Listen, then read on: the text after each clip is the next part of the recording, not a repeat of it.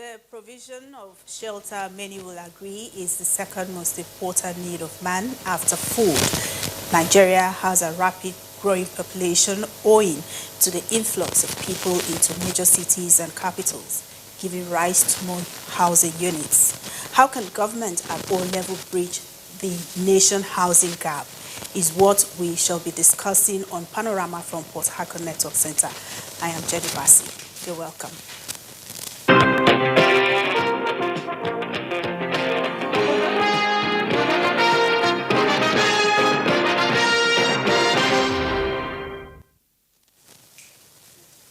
Speaker of the House of Representatives Tajuddin Abbas commends President Bola Tinubu for agreeing to the national minimum wage of 70,000 naira for Nigerian workers. Reacting to the new minimum wage, the speaker says President Tinubu's action has shown that he is a compassionate and empathic leader who cares about the welfare of workers and the citizens.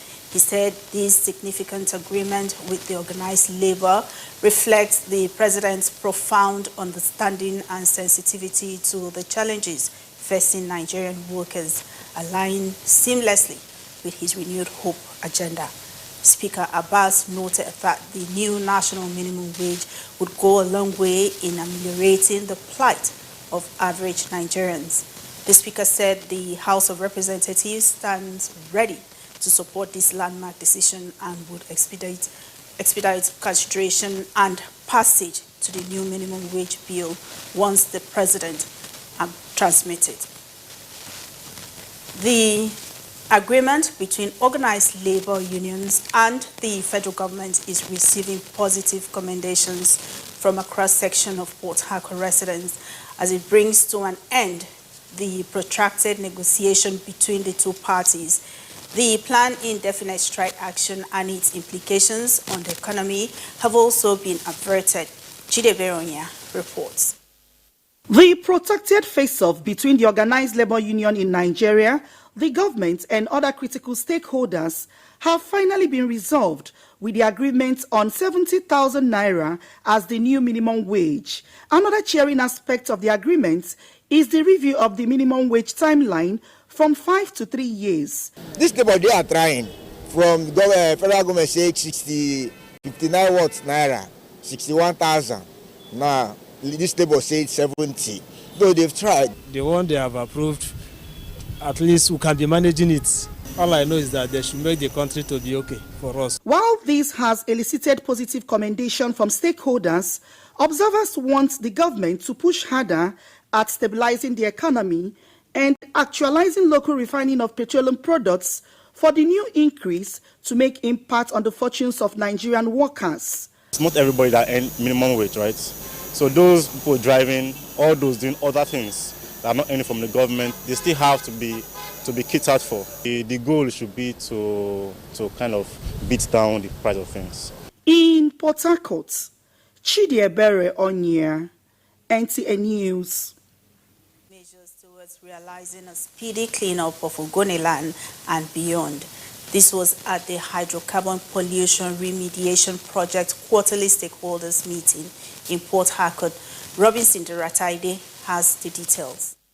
The first and second Hydrocarbon Pollution Remediation Project (IPREP) stakeholders meeting had participants from implementing agencies, industry players, and environmental rights activists.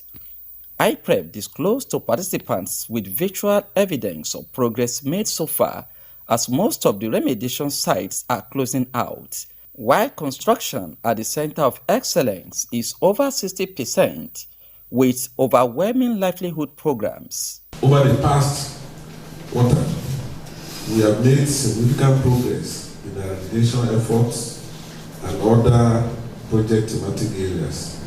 Key milestones include the ongoing remediation of several land and shoreline sites, mangrove restoration, the construction of the Center of Excellence for Environmental Restoration, the Ogoni Specialist Hospital, Ogoni Power Project, construction of water schemes, and sundry livelihood programs. Impressed by the progress of work, Stakeholders gave more insight to the treatment of underground water being the next phase of the project. Total petroleum hydrocarbon, which the target intervention level is 600 microgram per liter. When you are able to remediate this total TPH below that standard, it's expected that BTS will go down naturally, being that it's a volatile compound. We are also very happy that IPREP has instituted a layer of review for contractors' remedial action plans. And this is one way that will ensure that the remediation projects are implemented to standard. We are determined to make sure that we give whatever cooperation that is needed to achieve full restoration in Ogoni land. Community hostilities resulting to closure of some sites and flooding are some concerns militating against the projects. In Port Harcourt, Robinson Delatede, NTA News. The House of Representatives Committee on Housing and Urban Habitat says it is committed to ensuring an improved budget allocation of 500 billion naira for the housing sector in order to meet the housing needs of Nigerians. The assurance came when the committee paid a visit to the Ministry of Housing and Urban Development in Abuja. Francis Odojo has the details. First of its kind is part of the legislative arm's oversight function to provide towards ensuring the dividends of democracy is brought to the doorsteps of the people. The Minister of Housing, Ahmed Musa Dangiwa, highlighted the provision of affordable, accessible, and sustainable housing and land management for Nigerians as part of the core mandates of the present administration. These, he noted, had begun with the first phase of Renewed Hope cities and estates across the 36 states of the Federation, of which the ministry is set to deliver 50,000 housing units across the Federation. However, with the challenge of Nigeria's growing population of 2.5% annually and a staggering estimated housing deficit of 28 million, as well as substandard building materials, there is the need to improve the housing budget allocation to 500 billion naira if the government must make a historic difference. This money may not be a free money because these houses will be built.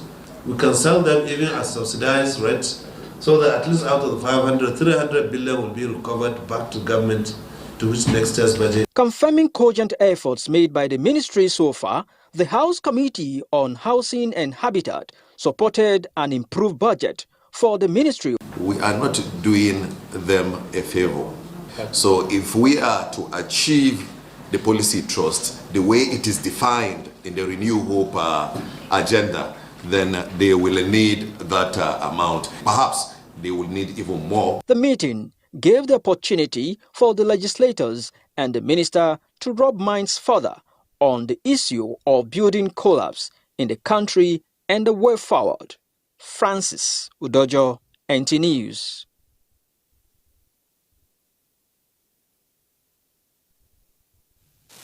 And still talking housing, stakeholders are commending the current initiative under the Renewed Hope agenda of President Bola Tinubu's administration to address Nigeria's housing deficit.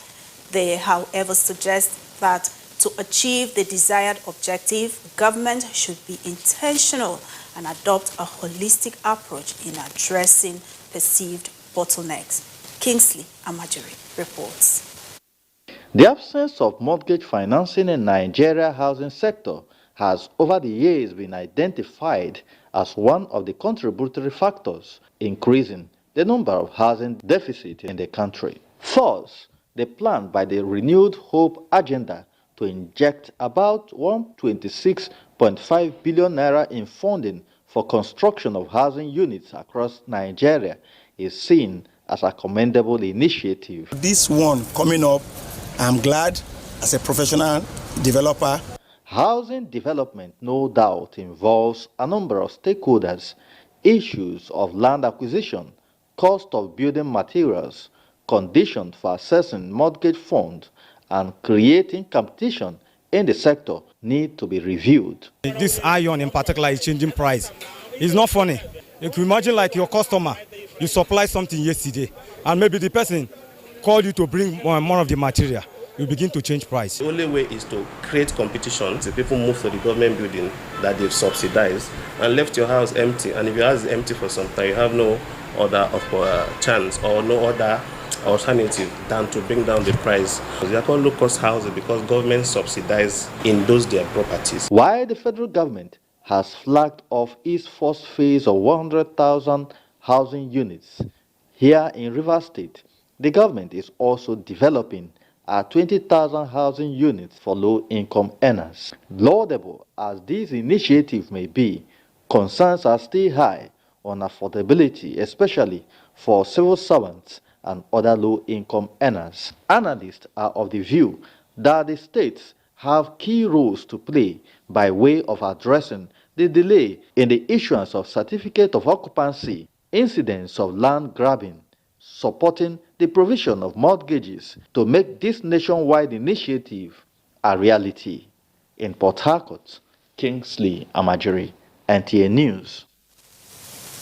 To discuss these and more is Mr. Maez China. Maez China is an expert in housing development. It is my pleasure to have you join us on Panorama this afternoon, sir. Thank you very much. It's my pleasure to be here. Thank you, viewer. Okay, now we are looking at housing deficits in Nigeria. So can you tell us what is the challenges of housing in Nigeria? Okay, housing in Nigeria has been a very interesting space with a lot of challenges and a lot of prospects. The number one challenge is our Land Use Act bestows a lot of powers on the governors of the various states, but there's a lacuna in the systematization of the ownership of these lands, the transfer of ownership of this land, the titling of this land, the use and purpose of this land.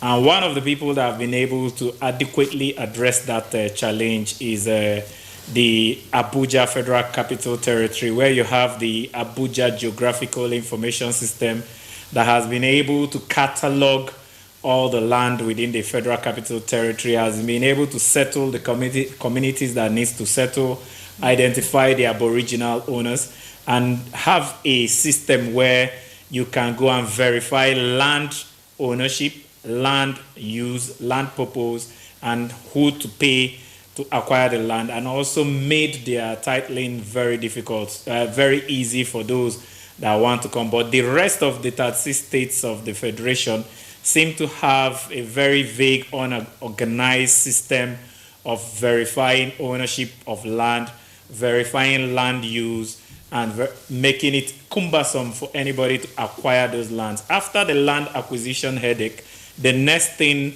is approvals. We have the same approval authorities that say or claim they have a master plan, approving things that are against the master plan, thereby devaluing our new urban cities into shanties instead of urban cities. And so what should be done so that other states of the Federation should be carried along? It's a simple thing. Every other state in the Federation should just copy what the Abuja Aegis has done, catalog all their land, systematize it in a system like Aegis that is non-political and non-influenceable by third parties, so that land acquisitions become simple, secured, and sustainable. That way they start, and then ensure that their approval authorities only approve approved layouts and buildings according to the master plan of those cities and states. And so how do you see housing? How do you see the future of housing in Nigeria? The future of housing in Nigeria, from the previous report we had from the Federal Ministry of Housing and Urban Development, we have 28 million units of housing deficit in Nigeria. The size of the problem determines the size of the reward or the money in solving that problem. We have 28 million housing deficits. In the last calculation we did, it will take about $21 trillion to solve that problem. And if you add all the ancillary industries to that, it will rise to about $63 trillion to solve that problem. That's the amount of reward there is in that space But because of the way that problem will be, the solving of the problem you go about it, will determine whether you even solve the problem and get the reward or not. And the basic thing we need to get from the government to be able to solve this problem is, number one, the sincerity of purpose, or what they call political will. Housing is one unique space that, unlike other projects, if you compromise on a road project, you can still have a road that is substandard. But housing is such that when you compromise below a particular level, the house will collapse or will not even stand at all. So when you have political padding or political interest built in housing projects, many of those housing projects will never see the light of the day, because if you compromise, no building will be standing. So the political will to use actual industry stakeholders and not political cronies for housing is fundamental. The second thing is that government is not a good businessman. So government shouldn't handle the business of housing, but should go into what we call PPPs with private expert practitioners that have the standards and name to protect, for them to see any light or headway in all the very laudable housing projects that the federal government has. Of course, housing is a very challenging thing, particularly for those in urban center. And it is one very necessity that one must own a decent home. But with the increment of the 70% minimum wage, do you think that low-income earners can have an affordable housing? Okay, I was very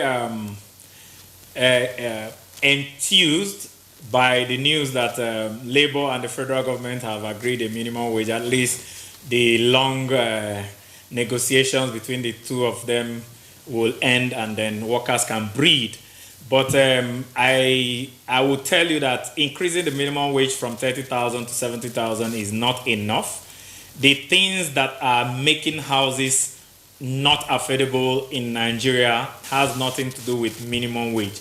What is making houses not affordable in Nigeria is the recent hike in cement prices, because the cement space is monopolized by about 2 or 3 players. The government needs to deregularize the cement space so that anybody can bring in cement, so that the country will be flooded with cement and the price can go down and there will be no hike or price control in that space. The second reason why houses are very expensive is that 90% of what we use are imported. When I say 90%, because we are taking the cement that is being monopolized by a few as an imported product. Our steel companies are not working, so we import steel, we import tiles, we import toilet wares, we import electrical wares. Many of the things are imported, and even the Nigerian companies that make Nigeria cable import the copper that they use for making this cable. So once the naira was devalued and the exchange went up to ×3 of what it used to be, every cost of every house by 90% has gone up to 270% increments in the cost of an average house.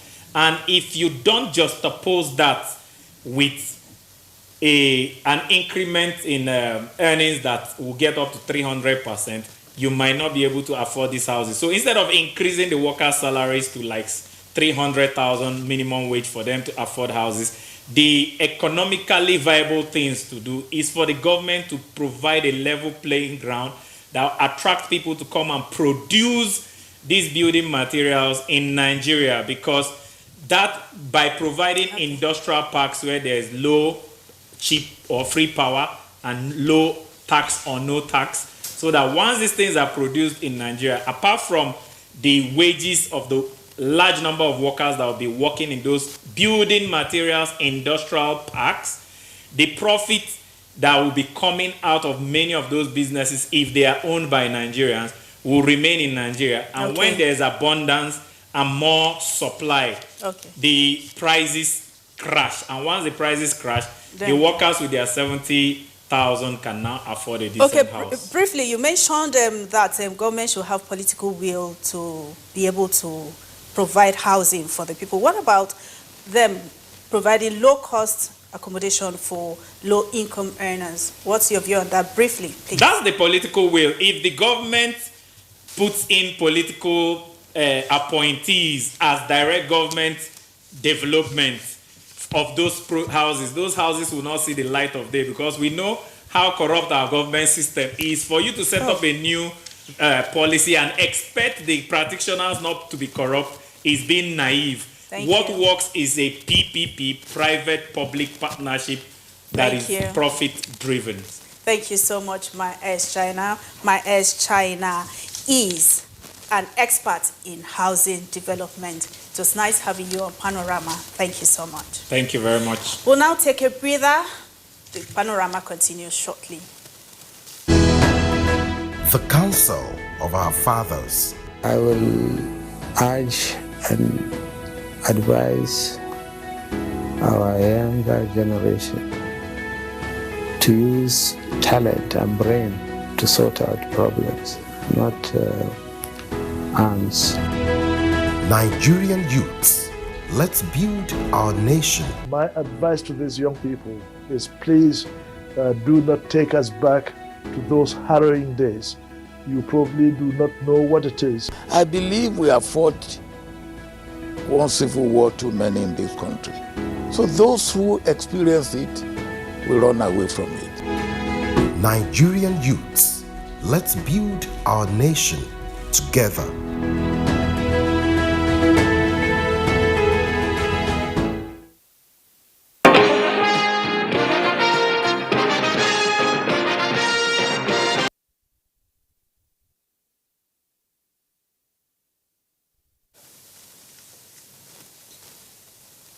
Information just reaching us indicates that major information technology outage hits global business and disrupting transactions around the world.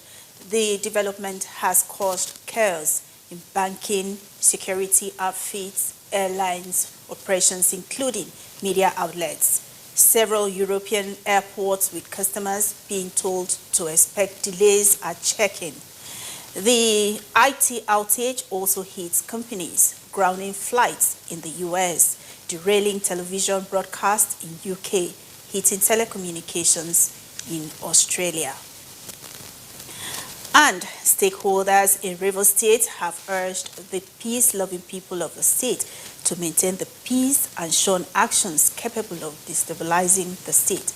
Leader of the group and APC caretaker chairman Tony Okocha made the call while reacting to a statement allegedly attributed to a federal lawmaker on his interference on issues in the state. Jide Beronya reports. The briefing is at the instance of G23, comprising stakeholders from the 23 local government areas of the states. The group registered their displeasure over the alleged unguided utterances of the House of Representatives member of the People's Democratic Party, PDP, for Idiato Federal Constituency, Ikenga Ugochinyere, concerning the political crisis in the states. The group further alleged that what is happening in the states is a well-articulated script being acted by some political detractors who are bent on tarnishing the good image of the FCT minister. Wike's landmark achievements are there. They are physical. They are visible. On the issue of the Court of Appeal and Supreme Court judgments over local government council tenure, he said, "We're also using these opportunities to plead with the National Assembly to immediately, either by resolution, remove the issue of an election of local government leadership from the hands of the State Independent Electoral Commission. Let INEC, a body saddled with conduct of elections, be responsible for all elections in Nigeria." In Port Harcourt, Chidiebere Onyia, NTA News.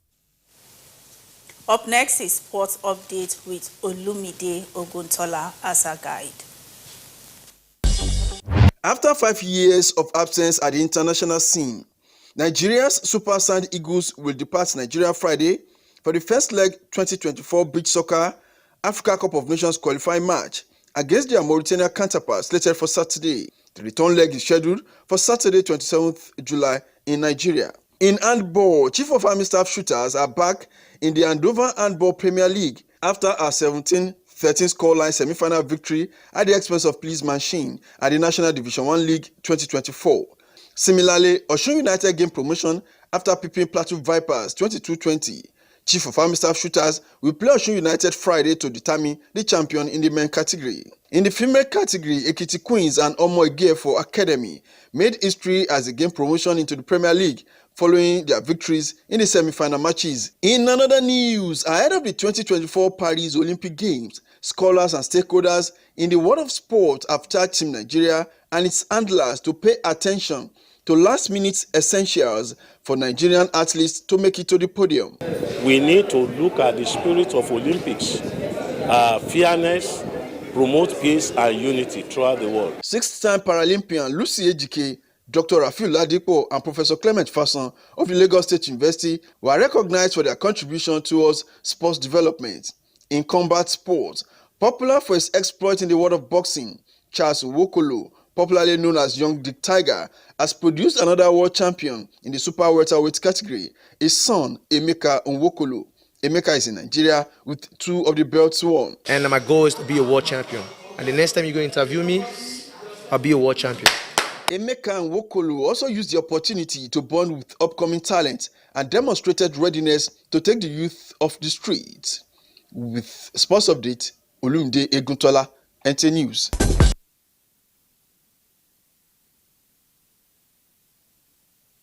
And that sports updates concludes Panorama from Port Harcourt Network Center. Thank you so much for watching. Good afternoon.